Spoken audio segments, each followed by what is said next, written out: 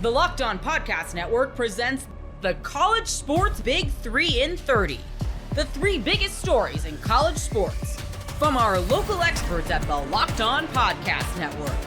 We bring you the real story, why it matters, what's next, who wins the big game, and more, all in 30 minutes. The College Sports Big 3 in 30 starts now with the biggest story in college sports. Josh Heupel gave an encouraging injury report on Nico Iamaleava in Monday's press conference. But you are Locked On Vols, your daily podcast on the Tennessee Volunteers. So, yeah, the big news of Monday, I guess, you know, the big news of Saturday was Tennessee won, but really the bigger news was that quarterback Nico Iamaleava did not play the second half. Dante Thornton left the football game. Andre Carrick didn't play in the second half. I mean, Tennessee got kind of beat up a little bit. We talked about it in Monday's show. Well, of course, the very first question that was asked to Josh Heupel in his Monday press conference was about Nico, if there was any update to Nico and so on and so forth. And he said a little bit more than I thought he'd say, but you know, here's what Josh Heupel had to say about his starting quarterback Nico Iamaleava and his availability for Saturday's game against Georgia. Yeah, he was with us today. Had a really good day. Feel like he'll be in great shape for Saturday, but you guys can monitor the whatever the report is that comes out on Wednesday and track it through the week, but certainly feel like he'll be in a good spot. Well, I mean, that's encouraging to hear him say that, right? You know, let's kind of break down his comments right there. He said, hey, he was with us today. Well, you know, I'm with you guys here today too, thankfully. I mean, Tennessee doesn't have a work day on Monday. Tennessee, you know, comes in, watches film, game plan, meetings, stuff like that. I mean, there are work days throughout the week. Your hard, strenuous work days are Tuesday and Wednesday. Your accelerated walkthrough is, you know, kind of on Thursday, and then it's a lighter practice on Friday. And then, of course, you play on Saturday. So, like, your work days are Tuesday and Wednesday. You're, like, hardcore helmet, shoulder pad, lunch pail, all that hard hat, all that type of stuff, if that makes sense in terms of the physical activity. So, the first part of it, about his statement, I think we can kind of rule out. But he did say that they felt like he'd be in a great spot. Again, one more time. Yeah, he was with us today. Had a really good day. Feel like he'll be in great shape for Saturday, but feel like he'll be in great shape for Saturday. So that's great. And of course, he said after the game on Saturday night that he anticipates having Nico Iamaleava back out there whenever they're going to go. So again, that's all good. Truly, I'm going to continue to stress that I think this is a day-by-day thing. I mean, in terms of what's going on right now, I mean, I don't know his status as of Monday or status as of Tuesday or anything, but this is no insider information. I'm just saying with what he's got going on right now, it's not like you can play through a pain tolerance or something like that. It is clearly, are you cleared or are you not cleared? If you are cleared, you're a go. If you're not cleared, you will not play. It's one of those situations. So it's very much a day by day thing. Anybody that's gone through something similar knows exactly what I'm talking about. So yeah, Josh Heupel sounded encouraged, and that's fantastic.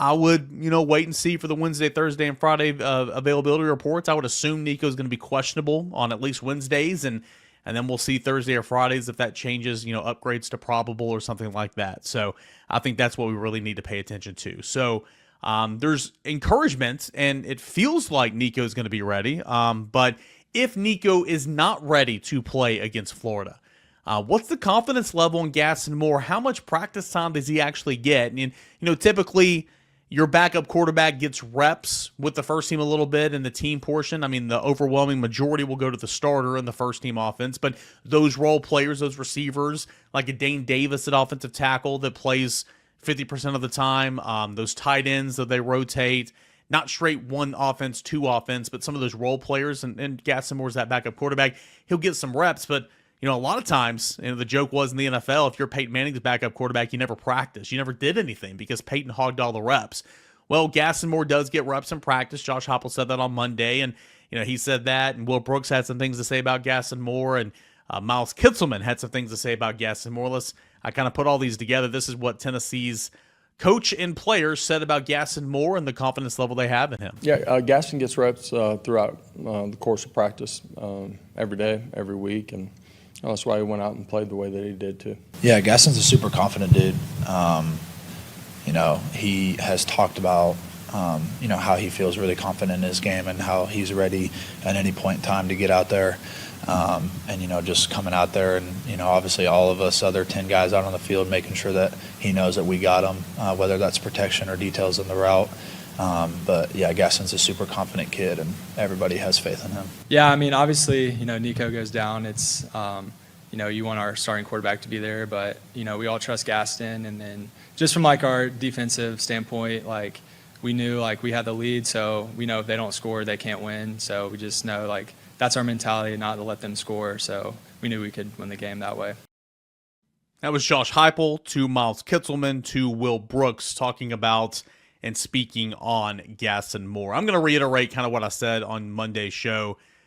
Clearly, I mean, you saw that from play one, from the one and only play that he went in and played against Alabama when he went in and chucked it deep, right? Tennessee's got confidence in his throwing ability. I mean, dude's got a cannon. He's got an arm. Especially when you were spotted 13 points. Tennessee changed a little bit about how they played, no doubt, but still, you were able to run the offense. They still put the ball in the air as well, took some shots down the field. So it didn't all change. But, I mean, I saw with a 13-point lead against an SEC program, not a Kent State, not a UTC, not anybody else, a UTEP in a couple of weeks.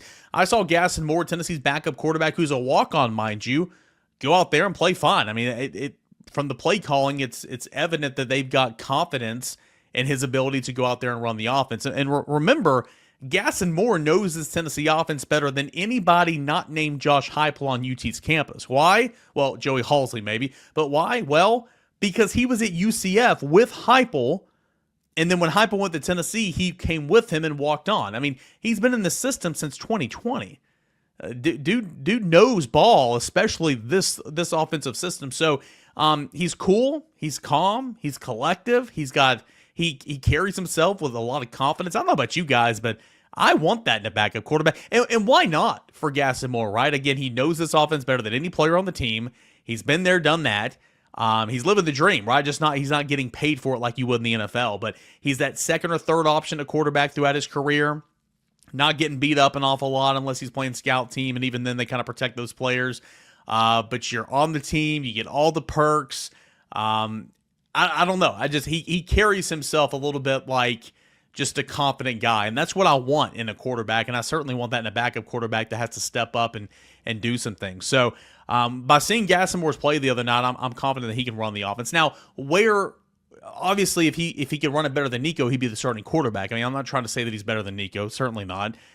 He's got arm strength, but Nico's got a better arm. I feel like he's accurate with a football, but Nico's more accurate. Throws a better football. He's got more spin, got more velo on it. Nico's better, off-platform moving on the run, even though Gaston made some plays out of the pocket the other night. But, I mean, that's Nico's game. I mean, clearly Nico is your starting quarterback, and in my opinion, is going to be one of the better players in the country next year. But he's got a bright future. But I think Gaston Moore's plenty capable of going and doing some things. So what's that look like? I think somebody will ask me a question like, what would that look like if he was the starting quarterback for Tennessee at Georgia this week? And I'll answer that later on when we get to the mailbag show, mailbag questions in the show in segments 2 and 3. But it's good that Tennessee's got confidence in Gaston Moore. Hopefully they're not going to need him. But football's a contact sport. You got to be ready to go anytime you can. That is for sure. One other clip I want to play for you guys. The question was asked, at this stage in your coaching career, year 4 at Tennessee, what's different about this game week heading into Georgia? 2022, a lot of similarities, all right? I mean, both teams were undefeated in 2022. Both teams here have one loss. Both teams playing for a college football playoff. Both teams playing for a college football playoff. Both teams playing for a spot in the SEC championship game. Potentially that's the case here as well. So a lot of parallels. What's different, or do you have a sense of better comfort, I guess, is the question that was asked to Josh Heupel entering this week's Georgia game? More prepared. We've been in all of our systems longer. This football game is different than the last one.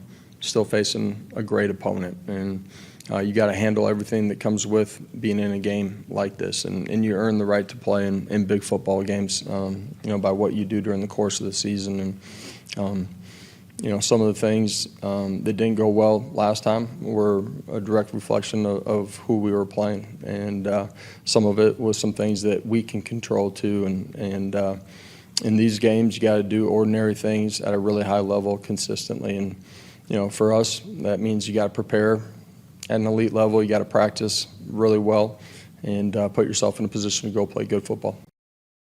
Yeah, he was talking about that other team they were playing. Yeah, that was a very, very good football team. I mean, obviously that was a very good football team, and that had something to do with it, but also things that they can control, and we'll harp on this as the week goes on. Procedural stuff, pre-snap stuff. I mean, it is going to be loud. And remember, first night game, I believe, at Georgia all season long, at least in the SEC, and they haven't been home in a month. Tennessee's been home for a month, and now Tennessee's leaving Neyland Stadium and going back on the road. So how do you deal with all that type of stuff? We'll talk about it as the week goes on. So good Monday on Rocky Top for the Josh Heupel and players press conference, and some assistant coaches and some more players will speak today. And, of course, that first media availability report, injury report, will come out on Wednesday. But all signs appear to be in good positioning for Nico Iamaleava. And, I mean, I'm not going to sit here and try to blow smoke. I mean, I 100% believe if you're going to win this game, you need Nico. So, encouraging signs from Josh Heupel. That was great to hear, but I do want to stress it's probably a day-by-day thing for sure. And Josh Heupel's never been one to be obviously truthful about injuries, and I can't blame him there. I certainly cannot blame him there.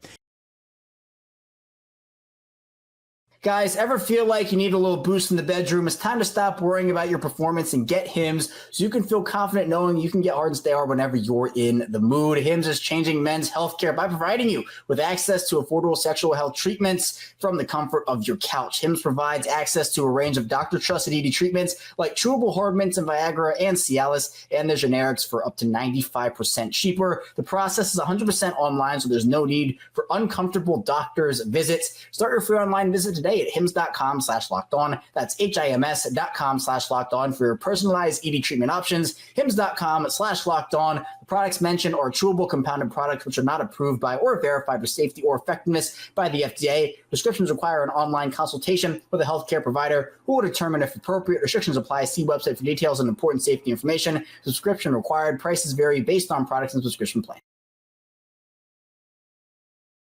Is it going to be Drew Pine or Brady Cook against South Carolina? You are Locked On Mizzou, your daily podcast on the Missouri Tigers. With the quarterback situation here for Missouri, of course, Brady Cook did not dress last week against Oklahoma. Drew Pine and the Missouri offense got off, well, to a pretty wretched start, only to turn it around impressively in the second half. Missouri found some success on the ground with Drew Pine. Number one, a well-timed quarterback draw, a well-timed scramble on third down, and, well, some excellent down the sidelines passing in a couple of incredibly key moments.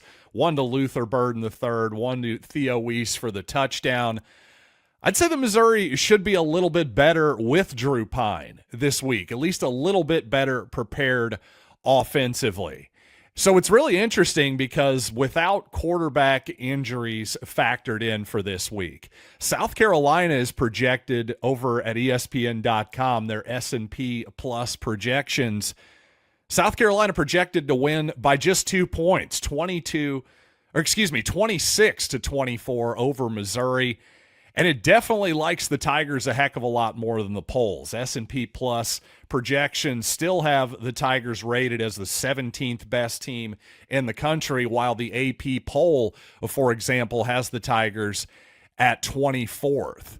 So I'm very curious here. Now the line over at FanDuel Sportsbook, 13.5 points. Again, that's an 11.5 point difference between the projections and the betting line right now. So number one, that tells us that FanDuel thinks it's incredibly unlikely that Brady Cook is going to play this weekend. In fact, I'd give it basically a less than 1% chance of happening. So we can basically scratch Brady Cook off this weekend. I just don't see FanDuel giving us an 11.5 point difference there based on the projections and the line, if there was even a small chance that Cook were going to play. But regardless, I have to say I think this is a bit of an overreaction from FanDuel. for it to be 13.5 points, the spread, South Carolina favored over Missouri. Don't get me wrong, these teams are clearly trending in different directions. The Tigers started off, well, projected to be a top 10 team, so even though 17th is better than 24th, well, 17th is still trending in the wrong direction for Missouri. The Tigers have not performed up to those lofty projections from the preseason, whereas South Carolina is now right basically even with Missouri, 16th in the projections. They started off in the 30s.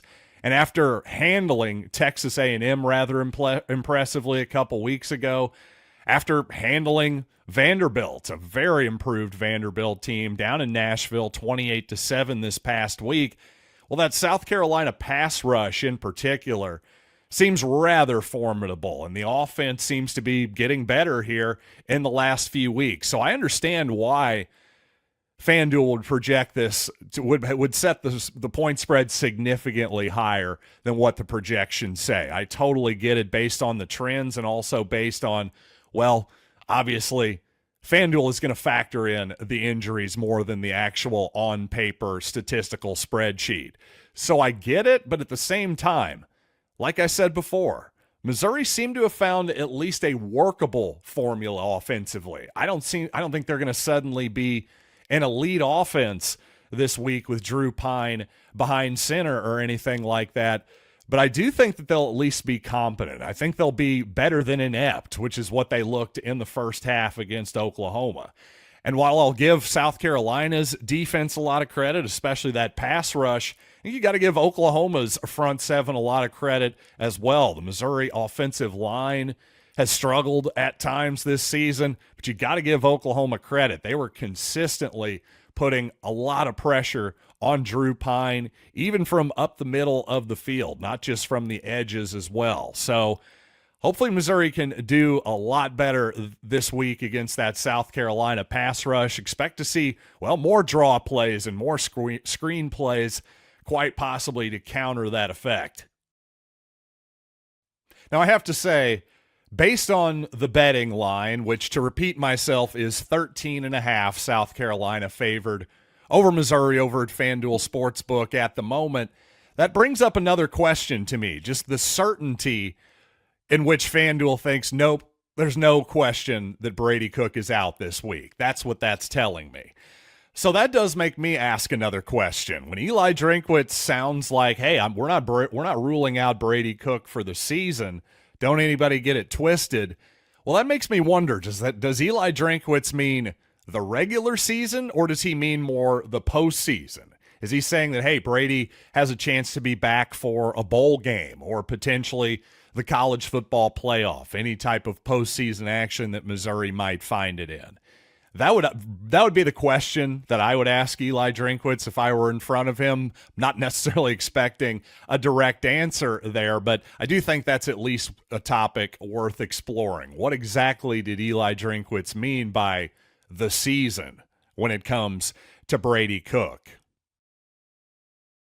And walking out of that Mizzou OU victory this past Saturday, I was definitely thinking, man, I don't think I've ever seen anything quite like that finish. And indeed, I keep getting a lot of context here that is making me realize that that's true. According to Cole Kubelik, who was the sideline reporter for ESPN for the SEC network during that ball game, well, Mizzou OU was the first SEC game over the past 20 seasons with 4 touchdowns in the final 3 minutes and 30 seconds of regulation. That is quite the stat right there. Again, over the past 20 years, no other game has had 4 touchdowns over the last 3.5 minutes of regulation in the Southeastern Conference. Just an absolutely nutso finish by Missouri that I certainly am glad that the Tigers were on the right side of. You know what? I liked some of my viewers gave Drew Pine even more credit than I think I gave him this past week. I definitely praised Pine, but maybe I didn't praise his toughness enough. Viewer Brady Young says Pine got blasted a few times and shook it off. How about Luther getting laid out and coming back? These boys are tough. I couldn't agree more. There's no questioning the toughness of this roster, and not only just physically, but I would say mentally as well. For as much as, I'll have my complaints about Drinkwitz and the Missouri coaching staff on occasion, to be sure, but maybe the most important aspect of being a football coach is motivation and getting your guys on the same page. And time again, even during the bad moments, it seems like these Missouri teams under Eli Drinkwitz never fold in the towel. That's something that you got to give massive credit to Drinkwitz, his staff, the leaders in the locker room, all of that for that, because, well, Missouri's definitely been fortunate a few times over the past couple seasons here, but you got to give yourself a chance to be lucky. And there are times when Missouri could have packed it in, and they haven't. They never do. I'll give them all the credit in the world for that. Game Time has a new feature called Game Time Picks that makes getting tickets for your favorite live events even easier. Game Time Picks filters out the fluff to show you only incredible deals on great seats, so you don't have to waste time searching through thousands of tickets. Curation makes it easier to save more on sports, concerts, comedy, theater, and more near you. You can take the guesswork out of buying tickets with Game Time. Download the Game Time app, create an account, and use code LOCKEDON for $20 off your first purchase. Terms apply. Again, create an account and redeem code LOCKED ON for $20 off. Download Game Time today. What time is it? Game time.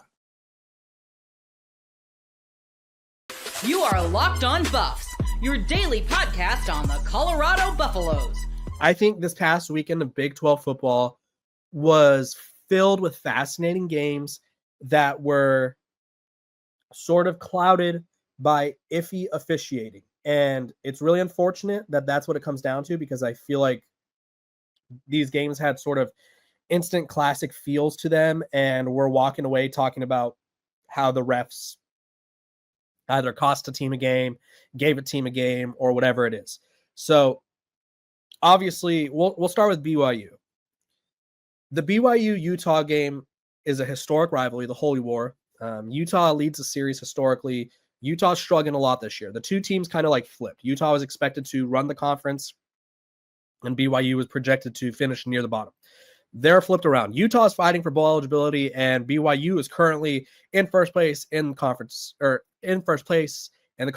and they're undefeated. So they are well on their way to at least being in the playoff discussion, regardless of what happens, assuming they don't lose. The officiating in that game was interesting. I think it comes down to, I have two main points about officiating when it comes to the Big 12. One, the Big 12 refs are about as inconsistent as it gets. We saw it at the end of that game where a defensive holding was called against Utah after they sacked Jake Retzlaff, on fourth down at BYU's 1. And that was supposed to be sort of the game-winning play. Instead, kept the drive alive, allowed BYU to charge down the field, which, I mean, Utah's defense should have stopped them if they want to win the game. But it kept the drive alive, and they ended up kicking that game-winning field goal. Now, Utah scoring 0 points in the second half doesn't help their case, but their AD came out and ripped the officiating, and I've never been to a press conference where the AD comes out unless a coach is getting fired or hired. And so that was interesting. He got fined 40,000 fat ones for that. And then two, Kyle Whittingham, who is very much I would say close to the vest kind of coach, very respected, very stoic college football coach. He called the officiating ridiculous and even slammed a chair. So clearly they were bothered by the officiating. There was officiating issues in Colorado. There was a combined 23 penalties between the two teams. I think Texas Tech fans probably feel like there was more calls that didn't go their way than Colorado's. Despite that, Colorado was penalized 14 times for 106 yards. And Texas Tech was penalized 9 times for 80 yards. And on the broadcast, Dean Blandino of Fox was like, these officials are not doing a good job of managing this game. And I think that the Big 12 refs are sort of taking the mantle from the Pac-12 refs of like, oh gosh, you never know what to expect. And we saw it in that Utah game, right? I think there was a play with Brant Keithy where he ended up getting hurt, which season-ending injury for him. That looked like defensive holding, or at least could have been. That wasn't called, but they called one on a play where the receiver was held. I think you call that if that's what you think. I just don't know if they had been calling plays like that all game. And so the Big 12 refs are inconsistent. I think these are all the complaints that we got this past weekend. Utah AD, Utah head coach, Deion Sanders didn't like how the refs were handling the throwing the fan debris situation where Texas Tech fans were throwing water bottles and other debris at the sidelines. And yeah, the refs didn't seem to care. There was no penalty. There was no punishment for that. Joey McGuire Texas Tech head coach, did not like the reffing situation. So clearly there's a comeuppance when it comes to the refereeing situation in the Big 12. With that being said, this is my second takeaway. That's my first takeaway. There's a Big 12 ref issue. I just don't know if they're good or if they're inconsistent and they're not setting a precedent right away, which is making it difficult for these teams to sort of understand what can happen and what can happen. My second takeaway, and this is the biggest lesson for Colorado as they look to continue to win and battle through to the college football playoff, right? They control their destiny. They're currently in second place in the Big 12. If they win out and all things go, if they win out, they're in the Big 12 title.